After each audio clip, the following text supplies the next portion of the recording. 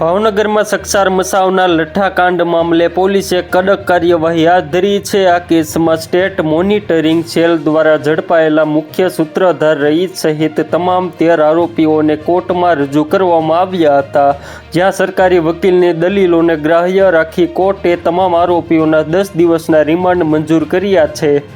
Police તપાસમાં સામે આવ્યું છે કે ઝડપાયેલા તમામ આરોપીઓની આ કાંડમાં સીધી સંડોવણી છે। મુખ્ય આરોપી રઈસને ઉજ્જૈનથી ઝડપી લેવાયો હતો।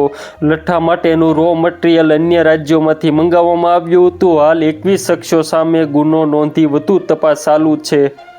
બીજી તરફ આ ગંભીર ગુનાને ધ્યાને રાખીને ભાવનગર ક્રિમિનલ બાર એસોસિએશનને લઠ્ઠાકાંડના આરોપીઓનો કેસ ન લડવાનો સર્વાનુમતે ઠરાવ કર્યો છે। હાલ ઝેરી દારૂ પીનારા અનેક લોકો સારવાર હેઠળ છે, ત્યારે પોલીસે અપીલ કરી છે કે જે કોઈએ આ દારૂ પીધો હોય તેઓ તાત્કાલિક સારવાર મેળવે। રિમાન્ડ દરમિયાન આરોપીઓની પૂછપરછમાં અન્ય મોટા ખુલાસા થવાની શક્યતા છે।